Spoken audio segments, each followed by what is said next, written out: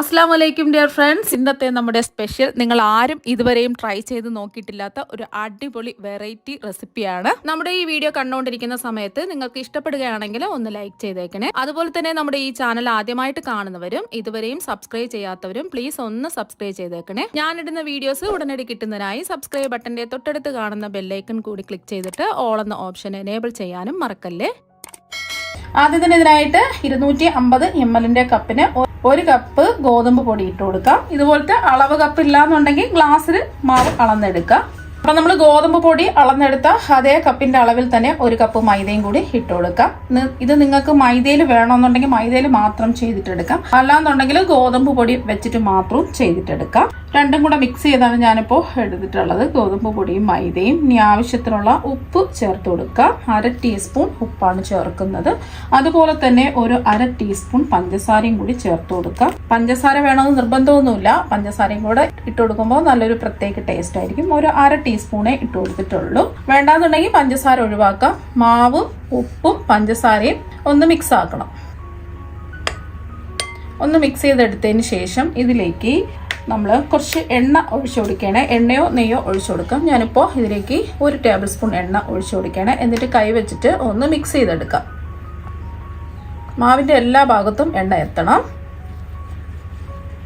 അപ്പോൾ എണ്ണയായിട്ട് മാവ് മിക്സ് ചെയ്തെടുത്തിട്ടുണ്ട്. ഇനി മാവ് ഒന്ന് കുഴച്ചെടുക്കാം. ചപ്പാത്തിക്കൊക്കെ കുഴയ്ക്കുന്നത് പോലെ ഒന്ന് കുഴച്ചെടുക്കാം. ഈ മാവ് കുഴച്ചെടുക്കുന്നത് ഇളം ചൂടുള്ള വെള്ളത്തിലാണ്. 1 കപ്പ് വെള്ളം എടുത്തിട്ടുള്ളൂ. ഏത് കപ്പിലാണോ നമ്മൾ മാവ് അളന്നെടുത്തിട്ടുള്ളത് അതേ കപ്പിന്റെ അളവിൽ തന്നെ വെള്ളവും എടുക്കാം. എന്നിട്ട് ഒരു 1/2 കപ്പ് വെള്ളം ഒഴിച്ചു കൊടുത്തിട്ടുണ്ട്. ചപ്പാത്തിക്ക് കുഴച്ചെടുക്കുന്നത് പോലെ അങ്ങ് കുഴച്ചെടുത്താൽ മതി. ഒരുപാട് മാവ് അങ്ങ് ലൂസായി പോവരുത്. 1/4 കപ്പ് വെള്ളം കൂടി ഒഴിച്ചു കൊടുത്തിട്ടുണ്ട്. അപ്പോൾ കറക്റ്റായിട്ട് വരും. ഇനി നല്ലോണം ഒന്ന് കുഴച്ച് ഉരുട്ടിയെടുക്കാം. അപ്പോൾ ഇതാ കുഴച്ചെടുത്തിട്ടുണ്ട്. ഇനി ഇതിൻ്റെ പുറത്ത് ഡ്രൈ ആവാതിരിക്കാൻ കുറച്ച് എണ്ണ ഒന്ന് തടവി കൊടുത്തതിന് ശേഷം നമുക്ക് ഇത് കുറച്ച് സമയം മൂടി റെസ്റ്റ് ചെയ്യാൻ വെക്കാം. അപ്പോൾ ഇതാ ഒന്ന് കവർ ചെയ്ത് വെച്ചിട്ടുണ്ട്. ഇനി കുറച്ച് സമയം ഇങ്ങനെ തന്നെ ഇരിക്കട്ടെ. 1/2 കിലോ ചിക്കൻ നല്ലോണം കഴുകി വൃത്തിയാക്കി എടുത്തിട്ടുണ്ട്. ഇതിലേക്ക് 1/2 ടീസ്പൂൺ മഞ്ഞൾപ്പൊടി ചേർക്കാം. ഒരു 1/2 ടീസ്പൂൺ കുരുമുളക് പൊടിയും, ഇതിലേക്ക് 1 ടീസ്പൂൺ തൈരും, ഒരു 1/2 ടീസ്പൂൺ ഇഞ്ചി വെളുത്തുള്ളി പേസ്റ്റും ചേർത്ത് കൊടുക്കാം. പിന്നെ ഇതിലേക്ക് ആവശ്യത്തിന് ഉപ്പും ചേർത്ത് കൊടുക്കാം. നമ്മളെടുത്ത ഇഞ്ചി വെളുത്തുള്ളി പേസ്റ്റിൽ ആവശ്യത്തിനുള്ള ഉപ്പുണ്ട്, അതുകൊണ്ട് കുറച്ച് ഉപ്പ് ചേർത്ത് കൊടുക്കാം. ഒരു 1/2 ടീസ്പൂൺ ഉപ്പ് ചേർത്തിട്ട് നന്നായിട്ട് മിക്സ് ചെയ്തെടുക്കാം.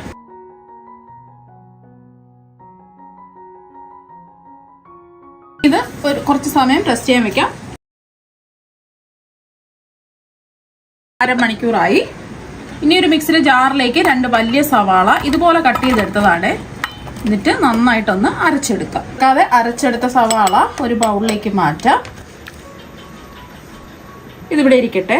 ഇനി മിക്സിയുടെ അതേ ജാറിൽ തന്നെ 10 അല്ലി വെളുത്തുള്ളി അല്ലി ചേർക്കാം. ഇത് അത്യാവശ്യം വലിപ്പമുള്ള വെളുത്തുള്ളി അല്ലികളാണ്. ചെറിയ വെളുത്തുള്ളി അല്ലികളാണെന്നുണ്ടെങ്കിൽ ഒരു 15 വരെ എടുക്കാം. പിന്നെ നല്ലൊരു ടേസ്റ്റ് കിട്ടാൻ വേണ്ടിയിട്ട് 10 ചെറിയ ഉള്ളിയും കൂടി ചേർക്കുന്നുണ്ട്. പിന്നെ ഒരു കഷ്ണം ഇഞ്ചി ചേർത്ത് കൊടുക്കാം. ഇനി ഇതിലേക്ക് 2 പച്ചമുളക് ചേർക്കാം. കറിവേപ്പിലയും കൂടെ ചേർത്തിട്ട് ഒന്ന് ചതച്ചെടുക്കാം. അപ്പോൾ ഇതാ ഒന്ന് ചതച്ചെടുത്തു. ഇനി ഒരു കടായി ഇതാ ചൂടാക്കാൻ വെച്ചിട്ടുണ്ട്. ഇതിലേക്ക് 3 ടീസ്പൂൺ മുളക് പൊടി ചേർത്ത് കൊടുക്കാം. ഞാനിപ്പോൾ കാശ്മീരി മുളക് പൊടിയാണ് എടുത്തിട്ടുള്ളത്. സാധാരണ എരിവുള്ള മുളക് പൊടിയാണെന്നുണ്ടെങ്കിൽ 1.5 ടീസ്പൂണൊക്കെ ചേർത്ത് കൊടുത്താൽ മതി. ഇതിലേക്ക് 2 ടീസ്പൂൺ മല്ലിപ്പൊടി ചേർക്കാം. ഒരു 1/2 ടീസ്പൂൺ ഗരം മസാല പൊടിയും ചേർത്ത് കൊടുക്കാം. ഇപ്പം നമ്മൾ ചിക്കൻ മസാല പുരട്ടുന്ന സമയത്ത് മഞ്ഞൾപ്പൊടി ചേർത്ത് കൊടുത്തിട്ടുണ്ട്, അതുകൊണ്ട് ഒരു 1/4 ടീസ്പൂൺ മഞ്ഞൾപ്പൊടി ചേർക്കാം.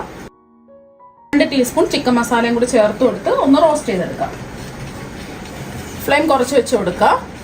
2-3 മിനിറ്റ് ഇളക്കി കൊടുക്കുന്ന സമയത്ത് നല്ലൊരു മണം വരും. ഈ ഒരു സമയം ഫ്ലെയിം ഓഫാക്കിയിട്ട് ഇത് വേറൊരു പ്ലേറ്റിലേക്ക് മാറ്റാം. ഇനി അതേ കടായിൽ തന്നെ ഒരു 1.5 ടേബിൾ സ്പൂൺ വെളിച്ചെണ്ണ ഒഴിച്ചു കൊടുക്കാം. എണ്ണ ഒന്ന് ചൂടായതിനു ശേഷം ഇതിലേക്ക് 2 ചെറിയ കഷ്ണം പട്ട, 4 ഗ്രാമ്പു, 3 ഏലക്ക, ഒരു 1/2 ടീസ്പൂൺ വലിയ ജീരകം പൊടിച്ചതാണ്, ഇതും കൂടെ ചേർത്തിട്ട് ഒന്ന് റോസ്റ്റ് ചെയ്തെടുക്കാം. അപ്പൊ നല്ലൊരു മണം വരുന്നുണ്ട്. ഈ ഒരു സമയം ഇതിലേക്ക് നമ്മൾ സവാള അരച്ചെടുത്ത് വെച്ചില്ലേ അത് ചേർത്ത്. സവാള ഒന്നും അരിഞ്ഞെടുക്കേണ്ട ആവശ്യമില്ല. ഇതുപോലെ മിക്സിയുടെ ജാറിലിട്ട് അടിച്ചെടുക്കുകയാണെന്നുണ്ടെങ്കിൽ നമുക്ക് സൂപ്പർ ചിക്കൻ കറി റെഡിയാക്കി എടുക്കാൻ പറ്റും. ഇത് ഒരു 2-3 മിനിറ്റ് ഒന്ന് വഴറ്റി കൊടുക്കാം. ആ പച്ച ചുവയൊക്കെ ഒന്ന് മാറി കിട്ടണം.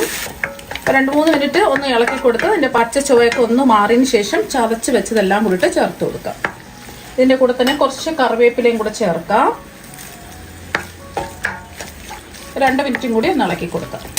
അപ്പോൾ 1-2 മിനിറ്റ് ഇളക്കി കൊടുത്ത് ഇതിൻ്റെയും പച്ച ചുവ ഒന്ന് മാറിയതിന് ശേഷം ഇതിലേക്ക് 2 വലിയ തക്കാളി ഇത്തിരി ജാറിലിട്ടിട്ട് വെള്ളം ചേർക്കാതെ അരച്ചെടുത്തത് ചേർത്ത് കൊടുക്കാം. 1 മിനിറ്റ് ഒന്ന് ഇളക്കി കൊടുക്കാം. 1 മിനിറ്റ് മീഡിയം ഫ്ലെയിമിൽ വെച്ച് ഇളക്കി കൊടുത്തതിന് ശേഷം ഇതിലേക്ക് നമ്മൾ റോസ്റ്റ് ചെയ്ത് വെച്ച പൊടികൾ ചേർത്ത് കൊടുക്കാം. ഒന്ന് ഇളക്കി കൊടുക്കാം. നമ്മൾ ഉപ്പൊന്നും ചേർത്തിട്ടില്ല. ചിക്കനിൽ കുറച്ച് ഉപ്പ് ചേർത്തിട്ടുണ്ട്, 1/2 ടീസ്പൂൺ. ഇതിലും നമുക്ക് കുറച്ച് ഉപ്പ് ചേർത്ത് കൊടുക്കാം. 1/2 ടീസ്പൂൺ ഉപ്പും കൂടെ ചേർക്കാം. ഒന്ന് ഇളക്കി കൊടുക്കുക. എന്നിട്ട് ചിക്കൻ കഷ്ണങ്ങൾ ഇതിലേക്ക് അങ്ങ് ചേർത്ത് കൊടുക്കാം. വീണ്ടും നന്നായിട്ടൊന്ന് ഇളക്കി കൊടുക്കാം. ഇതിൽ നമ്മൾ വെള്ളം ചേർക്കുന്നില്ല, ആവശ്യമെങ്കിൽ വെള്ളം ചേർത്ത് കൊടുക്കുക. വെള്ളം ചേർക്കാതെ തന്നെ നമുക്ക് ചിക്കനിൽ നിന്ന് വെന്ത് വരുന്ന സമയത്ത് വെള്ളം ഇറങ്ങി വരും. ഫ്ലെയിം ഒന്ന് കുറച്ച് വെച്ച് കൊടുത്താൽ മതി. എല്ലാം ഒന്ന് ഇളക്കി കൊടുത്തതിന് ശേഷം നമുക്ക് മൂടി വെച്ച് കൊടുക്കാം. ഫ്ലെയിം കുറച്ച് വെച്ച് കൊടുക്കാം. അപ്പം നമ്മൾ ഫ്ലെയിം കുറച്ച് വെച്ച് ചിക്കൻ വേവിക്കാൻ വെച്ചിട്ട് 1/2 മണിക്കൂറായി. നല്ലൊരു മണം വരുന്നുണ്ട്. ഈ ഒരു സമയം ഉപ്പൊക്കെ ഉണ്ടോ എന്ന് ചെക്ക് ചെയ്ത് നോക്കുക. ആവശ്യമെങ്കിൽ ഉപ്പ് ചേർത്ത് കൊടുക്കുക. നമ്മൾ ഒട്ടും തന്നെ വെള്ളം ചേർത്തിട്ടില്ല. ചിക്കനിൽ നിന്നും ഇറങ്ങി വന്ന വെള്ളത്തിൽ തന്നെയാണ് ചിക്കൻ കഷ്ണങ്ങൾ വെന്തിട്ടുള്ളത്. ഇടയ്ക്ക് ഒന്ന് ഇളക്കി കൊടുക്കുക. നമ്മൾ ചിക്കൻ വേവിക്കുന്ന സമയത്ത് ഇടയ്ക്കിടയ്ക്ക് ഒന്ന് ഇളക്കി കൊടുക്കുക. ഇനി ഇതിലേക്ക് കുറച്ച് മല്ലിയിലയും കൂടി ചേർത്ത് കൊടുക്കാം.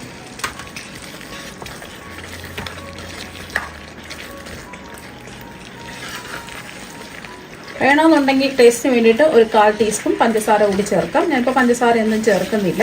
ലാസ്റ്റിൽ നമുക്ക് 1 ടീസ്പൂൺ വെളിച്ചെണ്ണ കൂടി ഒഴിച്ചു കൊടുത്തിട്ട് ഫ്ലെയിം ഓഫ് ആക്കാം. നല്ല സൂപ്പർ ടേസ്റ്റിലുള്ള ചിക്കൻ കറിയാണ്.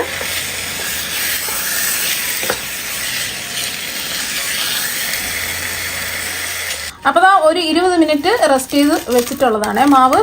എന്നിട്ട് നമുക്ക് ക്ലിംഗ് ടാപ്പ് എടുത്ത് മാറ്റിയിട്ട് ഇത് ചെറിയ ഉരുളകളായിട്ട് ഉരുട്ടിയെടുക്കാം. അപ്പോൾ ഇതുപോലെ ബാക്കിയെല്ലാം ഉരുട്ടിയെടുക്കാം.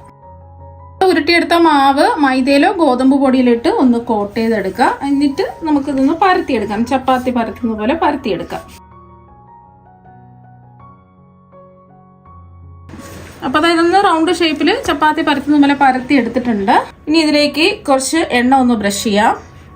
എല്ലാ ഭാഗത്തും കൈ കൊണ്ടോ അല്ലെങ്കിൽ ബ്രഷ് കൊണ്ടോ ഇതുപോലൊന്ന് തേച്ച് പിടിപ്പിക്കാം. ഇനി 2 അറ്റം ഇങ്ങനെ മടക്കി കൊടുക്കാം. ഈ അറ്റവും ഇങ്ങനെ മടക്കുക, ഈ അറ്റവും ഇങ്ങനെ മടക്കി കൊടുക്കുക. ഇനി ഇതിൻ്റെ പുറത്ത് കുറച്ച് എണ്ണ ഒന്ന് ബ്രഷ് ചെയ്യാം. നല്ല ലെയർ കിട്ടാൻ വേണ്ടിയിട്ടാണ് ഇങ്ങനെ ചെയ്യുന്നത്. ഒരുപാട് വേണ്ട, എല്ലായിടത്തും ഒന്ന് ബ്രഷ് ചെയ്ത് കൊടുത്താൽ മതി എണ്ണ. എന്നിട്ട് നമ്മൾ ഈ അറ്റവും ഒന്ന് മടക്കി കൊടുക്കുകയാണ് ചെയ്യുന്നത്. ഇതുപോലൊന്ന് മടക്കി കൊടുക്കുക. എന്നിട്ട് നമ്മൾ എന്താ ചെയ്യുക, ഈ അറ്റവും ഒന്നുക ഇതുപോലൊന്ന് മടക്കി കൊടുക്കുകയാണ് ചെയ്യുന്നത്. ഈ അറ്റവും ഇങ്ങനെ വെച്ച് കൊടുക്കുക. ചെറുതായിട്ടൊന്ന് പ്രസ് ചെയ്താൽ മതി. പിന്നെ ഈ അറ്റവും വെച്ചിട്ട് ഇതുപോലൊന്ന് പ്രസ് ചെയ്ത് കൊടുക്കുക. അപ്പോൾ ഇതുപോലെ ഒരു ബോക്സ് പോലെയാണ് ഇത് കിട്ടുന്നത്. ഇനി ഇത് തിരിച്ചിട്ടിട്ട് ഒന്ന് പരത്തിയെടുക്കാം. ഇതൊന്ന് പരത്തിയെടുക്കാം. ഒരുപാട് കനത്തിൽ അങ്ങ് പരത്തരുത്, ഒരുപാട് കനം കുറച്ചും പരത്തരുത്. ഇതുപോലെ ഒരു സ്ക്വയർ ഷേപ്പിൽ പരത്തിയെടുക്കാം. പരത്തിയെടുക്കുന്ന സമയത്ത് ഇതുപോലെയാണ് കിട്ടുന്നത്. ഇനി ചൂടായി കിടക്കുന്ന എണ്ണയിലേക്ക് ഓരോന്നായിട്ടിട്ട് ഫ്രൈ ചെയ്തെടുക്കാം.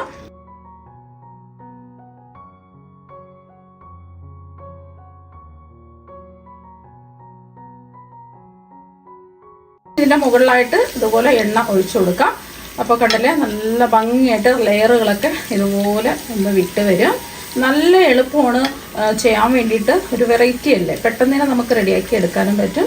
ഒരു വശം ഒന്ന് മൊരിഞ്ഞ് ഒരു ഗോൾഡൻ നിറാവുന്ന സമയത്ത് തിരിച്ചിട്ട് കൊടുക്കാം. തിരിച്ച് മറിച്ച് വിട്ടിട്ട് ഇതുപോലെ ഒന്ന് നമ്മൾ പൂരിയൊക്കെ പൊരിക്കുന്നത് പോലെ ഒന്ന് ഫ്രൈ ചെയ്തെടുത്താൽ മതി. ഫ്ലെയിം അങ്ങ് കൂട്ടി വെക്കരുത്, മീഡിയം ഫ്ലെയിം വയ്ക്കുക. ഒരുപാട് എണ്ണയൊന്നും കുടിക്കില്ല. പിന്നെ നിങ്ങൾക്ക് വേണമെന്നുണ്ടെങ്കിൽ ഇത് ചപ്പാത്തി പോലെ ചുട്ടെടുക്കാം. അപ്പോൾ കുറച്ചും കൂടെ ടേസ്റ്റ് ഇങ്ങനെ നമ്മൾ എണ്ണയിലിട്ട് ഫ്രൈ ചെയ്തെടുക്കുമ്പോഴാണ്. ഇതിന് പല പേരിലാണ് അറിയപ്പെടുന്നത്.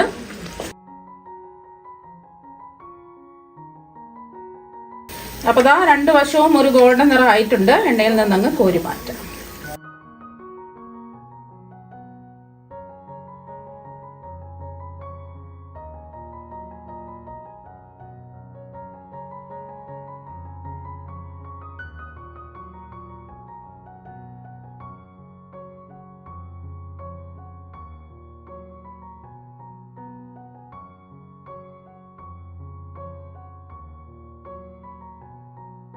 അപ്പൊ നമ്മുടെ കണ്ണ് വെച്ച പത്തിരി അല്ലെങ്കിൽ മടക്ക് പത്തിരി ഇത് ഇവിടെ റെഡി ആയിട്ടുണ്ട്. നല്ല അടിപൊളി ടേസ്റ്റ് ആണ് കഴിക്കാൻ വേണ്ടിയിട്ട്. അപ്പൊ കണ്ടില്ലേ, നല്ല ലെയറോട് കൂടിയാണ് ഇരിക്കുന്നത്.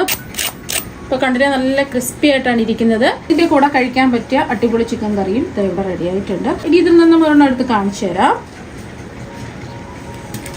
കണ്ടില്ലേ, ഇതിന്റെ പുറമൊക്കെ നല്ല ക്രിസ്പി ആയിട്ടാണ് ഇരിക്കുന്നത്. നല്ല ലെയറുകൾ പോലെ ഇതാ വന്നിട്ടുണ്ട്.